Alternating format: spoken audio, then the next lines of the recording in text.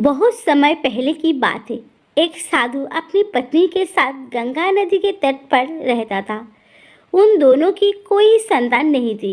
उनकी बड़ी इच्छा थी कि कम से कम एक संतान उनके यहाँ जरूर हो।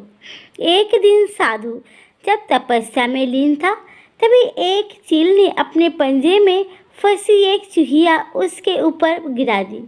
साधु ने उस चूहिया को घर ले जाने का निश्चय किया, लेकिन उससे पहले उसने उसे एक लड़की में बदल दिया।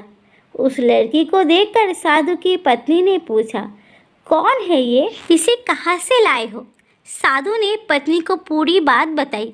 उसकी पत्नी बहुत प्रसन्न हुई और वो बोली, तुमने उसे जीवन दिया है, इसीलिए तुम ही उसके पिता हुए। इसी तरह मैं भी उसकी माँ हुई। हमारे यहाँ कोई संतान नहीं थी, इसीलिए भगवान ने इसे हमारे पास भेजा है।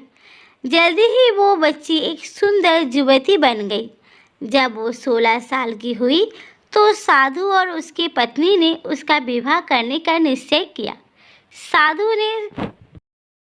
साधु ने सूर्य देवता का आह्वान किया। जब सूर्य देवता उसके सामने आए तो साधु ने उससे उसकी बेटी से विवाह करने का अनुरोध किया। हालांकि लड़की को ये विचार अच्छी नहीं लगा और उसने कह दिया, क्षमा कीजिए, लेकिन मैं सूर्य देवता से विवाह नहीं कर सकती क्योंकि वो बहुत गर्म है। निराश साधु ने सूर्य देवता से कहा कि अब वे ही उसकी लड़की के लिए कोई सुयोग्य वर सुझाए।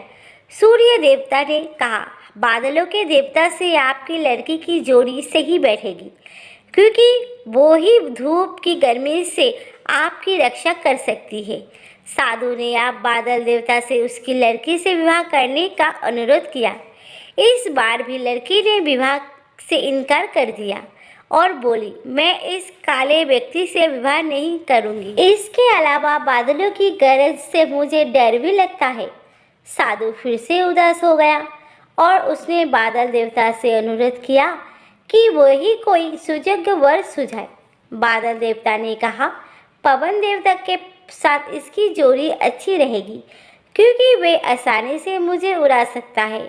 साधु ने अब पवन देवता से विवाह का अनुरोध किया।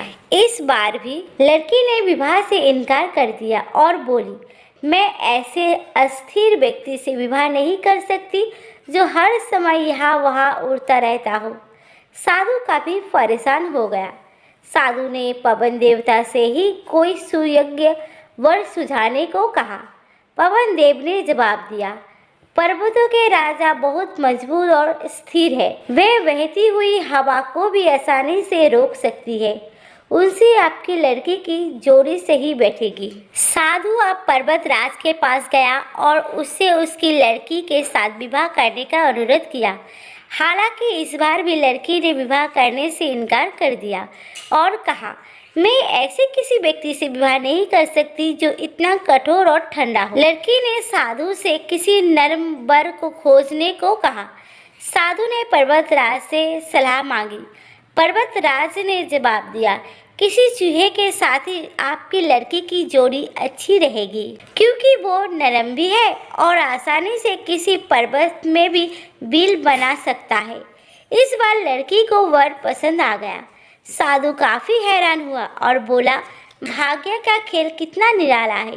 तुम मेरे पास एक चूहिया के रूप में आई थी और मैंने ही तुम्हें लड़की का रूप दिया था। चूहिया के रूप में जन्म लेने के कारण तुम्हारे भाग्य में चूहे से ही विवाह करना लिखा था और वही हुआ। भाग्य में जो लिखा था वही हुआ।